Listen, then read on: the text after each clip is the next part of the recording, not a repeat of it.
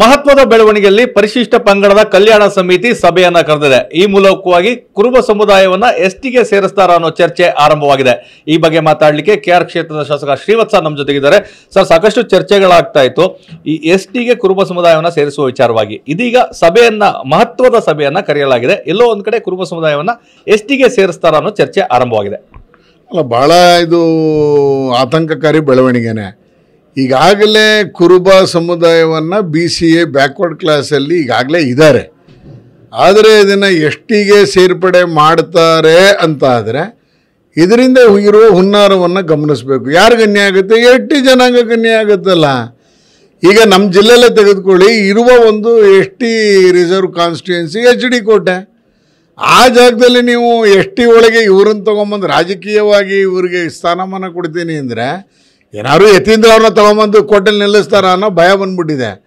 ಜಾಗ ಇಲ್ವಲ್ಲ, ಈಗ ಅವ್ರು MLC ಅಲ್ವಾ, ಅವ್ರಿಗೇನಾದ್ರು ಮಾಡ್ಬೇಕಲ್ಲ, ಅದಕ್ಕೇನಾದರೂ ಮಾಡ್ತಾ ಇದ್ದಾರಾ? ಈ ರೀತಿಯಲ್ಲಿ ನಮ್ಮ ತಲೆಗೆ ಹೊಳಿತಾ ಇದೆ. ಎಷ್ಟಿ ಜನಾಂಗಕ್ಕೆ ಅನ್ಯಾಯ ಆಗುತ್ತೆ, ಅದನ್ನು ತಡೆಯುವಂಥ ಕೆಲಸವನ್ನು ಮಾಡಬೇಕು. ಈ ರೀತಿಯೇ ಮಾಡ್ತಾರೆ ಅಂದರೆ ಒಂದು ದೊಡ್ಡ ಮಟ್ಟದ ಹೋರಾಟ ತಗೊಳ್ಳೇಬೇಕು. ಈಗಾಗಲೇ ಆ ಸಮುದಾಯಕ್ಕೆ ಎಲ್ಲ ಸವಲತ್ತು ಸಿಕ್ಕಿದೆ. ಇದಕ್ಕೆ ಯಾಕೆ ಈ ಎಷ್ಟಿ ಸವಲತ್ತನ್ನು ಯಾಕೆ ಕಿತ್ಕೊಳ್ಳುವಂಥ ಕೆಲಸವನ್ನು ಮಾಡ್ತಾರೆ ಗೊತ್ತಿಲ್ಲ. ಆ ಥರ ಮಾಡಿದ್ದೆ ಆದರೆ ಅದೊಂದು ದೊಡ್ಡ ಅಪರಾಧ ಆಗುತ್ತೆ. ಇದರ ಬಗ್ಗೆ ಇಡೀ ರಾಜ್ಯದಲ್ಲಿ ದೊಡ್ಡ ಹೋರಾಟವನ್ನು ತಗೋಬೇಕಾಗುತ್ತೆ. ಇದರ ಹಿಂದೆ ಯಾರಿದ್ದಾರೆ ಅಂತ ಅನಿಸುತ್ತೆ? ಅಲ್ಲ, ಸ್ವತಃ ಮುಖ್ಯಮಂತ್ರಿಗಳೇ ಈ ತೀರ್ಮಾನ ಮಾಡಿದ್ರೆ ಇಷ್ಟು ದಿವಸ ಅಲ್ಪಸಂಖ್ಯಾತರು ಓಲೈಕೆ ಮಾಡಿದ್ದಾಯಿತು. ಮೊನ್ನೆ ಸಚಿವ ಸಂಪುಟದಲ್ಲಿ 400 ಕೋಟಿ ಅಭಿವೃದ್ಧಿ ಹಣವನ್ನು ಮುಸಲ್ಮಾನರು ಏರಿಯಾಗೆ ಮಾಡ್ತೀನಿ ಇದು ಮಾಡಿದ್ದಾಯಿತು.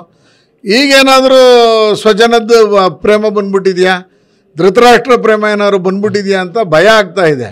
ಯಾವತ್ತೂ ಹಂಗಿರಲಿಲ್ಲ. ಅವ್ರು ಕಳೆದ 2013ರಿಂದ 2018ರವರೆಗೆ ಈ ಥರದ್ದು ಒಂದೇ ಒಂದು ನಾವು ಮಾತಾಡೋಕ್ಕಾಗ್ತಿರಲಿಲ್ಲ. ಇತ್ತೀಚಿನ ದಿನಗಳಲ್ಲಿ ಈ 2 ವರ್ಷದಲ್ಲೇ ಆ ಥರದನ್ನು ಜಾಸ್ತಿ ಮಾಡ್ತಾ ಇದ್ದಾರೆ.